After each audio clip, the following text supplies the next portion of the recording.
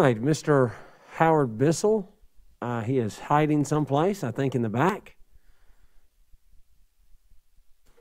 I wanted Mr. Bissell to show up today and give us a preview of Lula for the 21-22 school year. That seems strange to say, but that's what we're wanting to do. So thank you, Mr. Howard.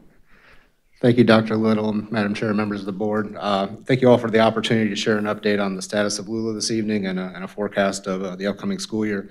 I'd like to start by taking a moment to give a shout out to our teachers this year who have adapted and grown both professionally and personally to provide a different kind of learning experience for their students. It might be a little hard to see here in the picture, but I showed an example of how a teacher is recognizing the importance of building a sense of community online and in the virtual environment over there as, you know, the beginning weeks of school and developing a class motto and establishing connections. And then even on the right there, a picture of a teacher doing a read aloud to her students, even from within a Zoom meeting to make those connections. You know, our teachers have learned how to do their jobs differently while keeping the well-being of our students front and center. I couldn't be more proud of the collective effort that's taken place over the course of this year and the ability of our teachers, counselors, administrators, and staff alike who've gone above and beyond creating ways for families and students to stay connected and engaged with their school through special pickup days, home visits, and making sure that family needs are met. We have teachers who have created virtual art galleries, virtual sites to write to authentic audiences. They've just completely changed their job and the way that they connect with students. We've got librarians who have figured out ways to get books into the hands of virtual learners, digital learning coaches who have supported teachers in transforming their curriculum into engaging lessons and even created ways for student work to be displayed in virtual hallways. Even counselors advising students virtually through regularly scheduled conferences. Our teachers, counselors, and administrators, they don't just show up every day to keep a job, they show up to invest themselves in the lives of our students and their growth both academically and as human beings. And that's regardless of the modality or environment that they're interacting with them. And so I think that's worthy of recognition, and I appreciate you letting me take a moment to recognize their efforts this year. For the next part of the update this evening, I'd like to share some data we collected over the last month. On this slide, I'll walk you through it. I'm showing data collected from semester 1 Lula parents that we surveyed in January. I think it's important here to highlight that the majority of parents responding either agreed or strongly agreed with the areas that we identified as important for our students in their new and learning environment during the first semester. And those areas are timely and responsive communication from both teachers and schools with parents and students, the factor of building positive relationships between the teacher and the online, or the students learning online, and then student access to support, in both academic support and non-academic support. Strongly disagree, neutral, agree, strongly agree? Yes, sir, 1 to 5, left to right. In this slide, we're showing data supporting the demand for an online learning model moving forward. In graph 1 on the left there, it's a parent feedback survey. This is actually data that was taken from the same parent survey, just highlighted on the previous slide. While 65% here indicated that they chose Lula for semester 1 due to health concerns, 35% indicated that a different type of learning environment was a factor in their choice, not just for health concerns, but for other reasons. Those reasons could have been that the student had struggled to be successful in the face-to-face model, the student needed a different way to learn, or even required greater flexibility in their learning model. And so we feel like that 35% of the respondents is a significant proportion and indicates that there is a demand for the online option moving forward. In the second graph on the right there, this was a survey that our communications department shared with right around 21,000 parents. And the bar graph on the right shows the number of parents indicating that they would choose Lula for the 21-22 school year. Roughly, 300 middle school parents and roughly about 400. So that about 6,100 responses comprise about 30% of the parents surveyed here. So the results from that segment of the population showed that parents of 300 middle school students and about 400 high school students would choose Lula if, in fact, COVID were not a concern in the fall. And that's the way that the survey was framed. Not in a pandemic situation, but if there were no pandemic to be considered at that point. And so, although this snapshot shows lower numbers than what our current enrollment is in Lula, it does indicate that there's a demand for Lula next year. And not only is there a local demand for an online learning option, but online learning has really become an expectation now in business, industry, and even higher education.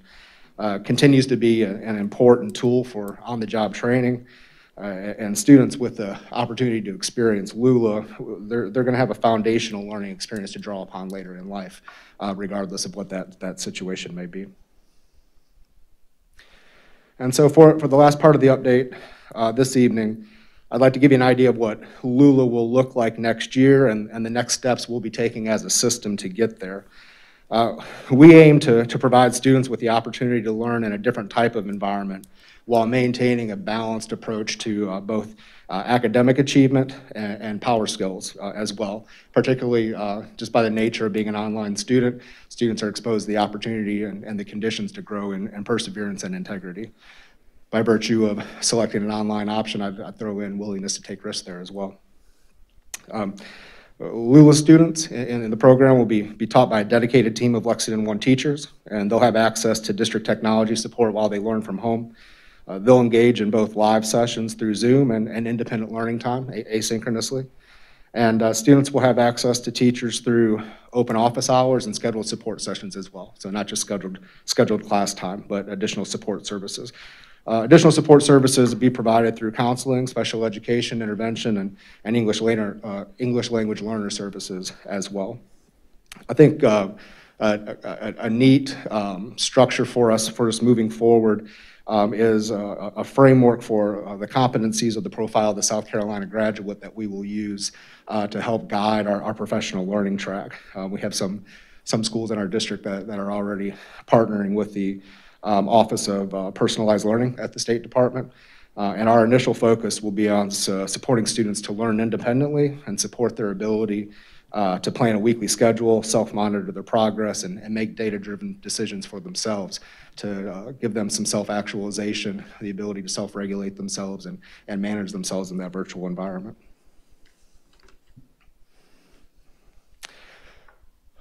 One feature moving forward for Lula will be the concept of students building a digital portfolio containing examples of their work and growth over the course of their academic career. And so this is where we mix academic content with power skills. This provides students with a structure for reflection, as well as an opportunity to create and think critically, problem solve, and communicate with an authentic audience. We want to make sure that we weave in concepts like digital literacy and media literacy throughout the curriculum so that we give students a relevant skill set in addition to just the content knowledge that they're learning and the academic success that they experience. As far as course offerings go, we'll offer core courses as well as a variety of exploratory options at those grade levels. And in addition to Lula course offerings, students will be able to enroll and participate in college and career readiness, industry-recognized completer programs through Lexington Technology Center as well. So there won't be any barriers for those students that want to learn online and continue on that track. Dual enrollment options will be available for high school Lula students. We began those discussions just recently with Mr. Baskett, and we're looking through the options that are available for our Lula students to earn dual credit. However, immersion programs will not be offered next year in Lula, and this is due to staffing limitations and just the logistics around keeping those programs alive in our face-to-face offerings. Lula students will still have the opportunity to participate in extracurricular activities with the school in which they are zoned. It's another important point for us to highlight, even though that they'll be exclusively learning online, they will still maintain the connection in that way back to their home school for athletics and extracurriculars. So one change that you'll notice in Lula in the upcoming year is that it'll function independently of the other schools in our district. You heard Mr. Hardy earlier talking a lot about the online program at the middle school level and how we brought some schools together to help staff it and support the students in the online option. And this year, that'll look a little different moving forward. So this means that students who enroll in Lula will be considered Lula students and will be taught by teachers dedicated to Lula courses and programs. And so one thing that we've learned for sure this year is that it's critical to establish consistency in communication, consistency in procedures among teachers, administrators, and students across the entire district and 31 schools. And so staffing a separate program will help us to address that need for consistency.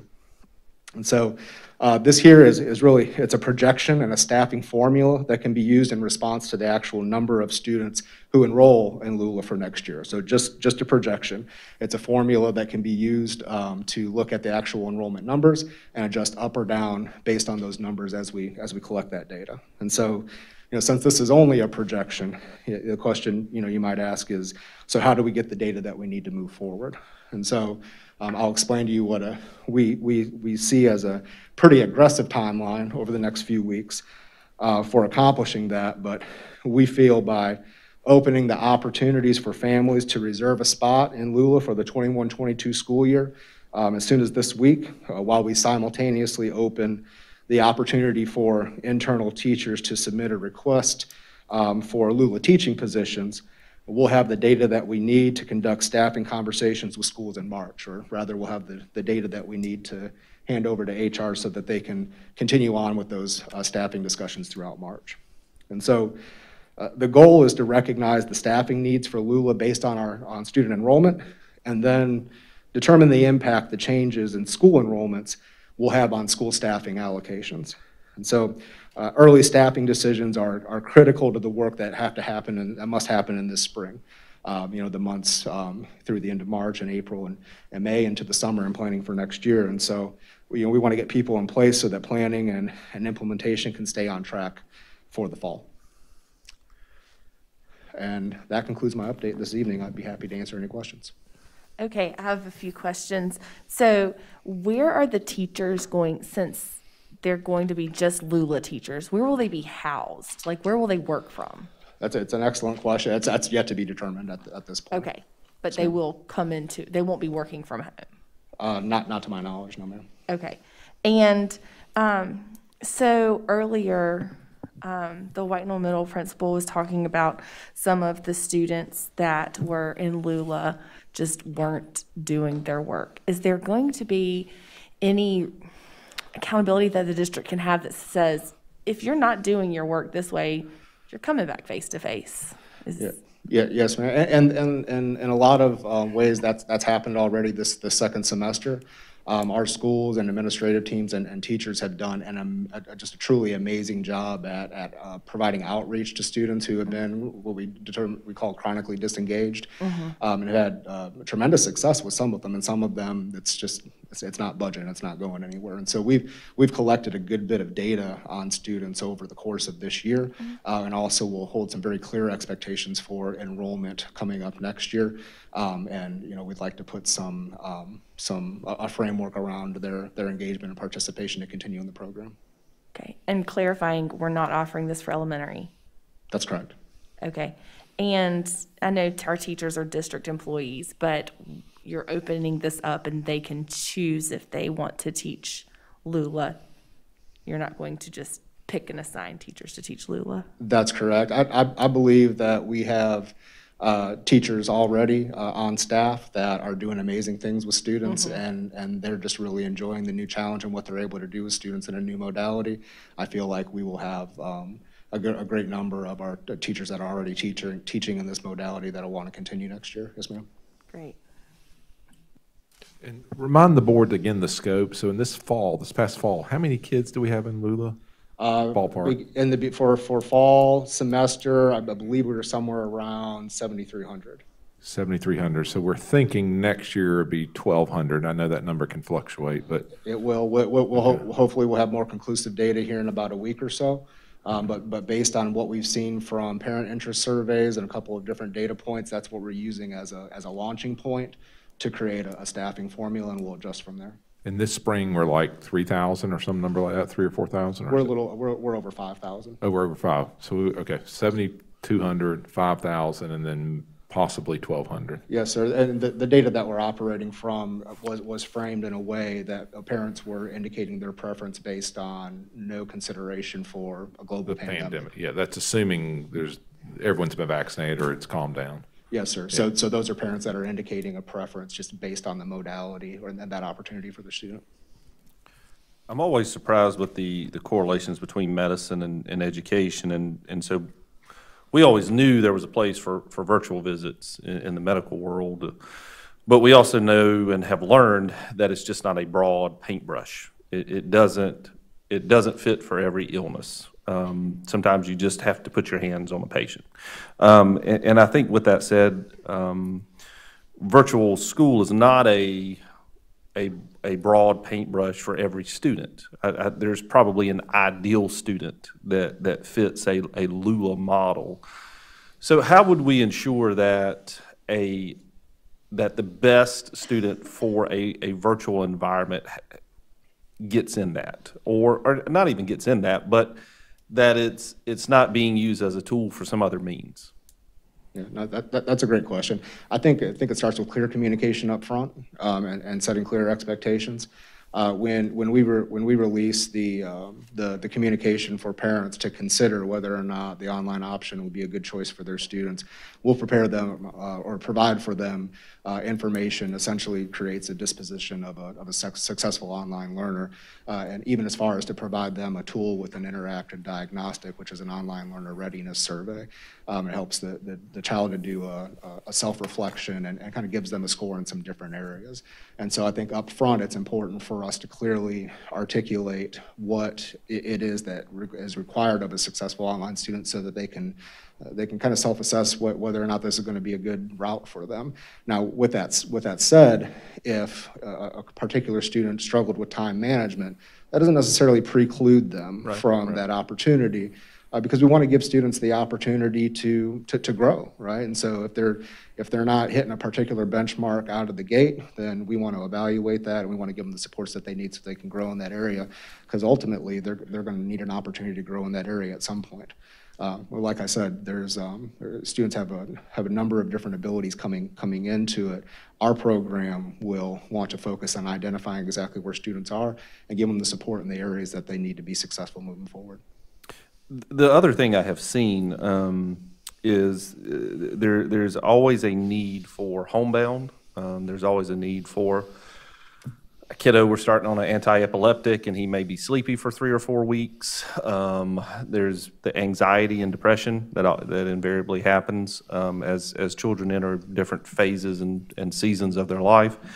And so has there been consideration given within the Lula or virtual environment to provide some sort of free flow that those would fall under a virtual environment to sort of accommodate that type of student who may not be in it for the long term? It may be a short-term solution for them. Yes, sir. We've actually been providing virtual opportunities for students designated as homebound and like situations for years now. And it has been, as you described, a free flow. There's a particular period of time they're going to be out of work. We can identify some digital content and work with the teacher so that they can learn virtually and online. And so those types of programs and opportunities still are, reside with the schools, and the schools have capabilities to support those. As well as our special services department. Interestingly enough, a lot of students this year, and the feedback that we've received from them, have self-identified social anxiety, and this environment being a prime environment for them to excel. And feel comfortable speaking their mind and answering questions, and that's really been a great takeaway for us as a team, to see that environment has empowered students to be a little bit more bold and take more control over their learning. And my last question, I assume with the creation of essentially a school, what we would put somewhere between a middle and a high school, would we have associated support staff? Would we have associated administrators, a counselor, those kind of things? Or would those be incorporated as a part of other administrators and counselors at other schools? Or would it be dedicated Lula? Yeah, Or is that to be answered? It could just be to be answered. Yeah, I feel like the specifics of that is to be answered. We know that we need to start with teachers first, and we know that we have teachers that are excited, or not only willing, but excited to teach in that environment. We do know that one of the challenges that we faced this year was being spread out across an entire district, and, you know, a dedicated staff would be very helpful. Thank you. Thank you. Mr. Bissell, I wanted to mention, so my son is a 10th grader, and he did Lula in the fall, and we mutually decided that he should probably go back to the hybrid this spring. And, you know, 15-year-olds are not known for being introspective, but he even mentioned on his own last week about, you know, talking about being back in school, and he said, you know, I really feel like doing virtual in the fall made me a better. He said, I've managed my time better. I feel like I take better notes in class, and so he even feels like there was a learning benefit from his time in Lula. It kind of honed some skills that were not really his strength. So I think, you know, we're seeing unexpected positives come out of his Lula experience. So That's excellent. Students oftentimes just need the conditions to grow, the opportunity. This is Jada. I just have a question. You mentioned earlier that this will function independently of the district next year. How does that change from what's currently taking place? As in, you know, kids have been allowed to go back and forth between Lula and face-to-face? So I think my intention was to say that Lula will function independently of the schools as a separate entity, like a separate program. And so that means that we intend for the teachers not to be living in both worlds, in a classroom teaching face-to-face at White Mill Middle School, and then also teaching online sections for Lula. But, you know, we would, you know, parents and students that are signing up for this option are committing to that option for the year. Okay, thank you for clarifying. All right, thank you very much, sir.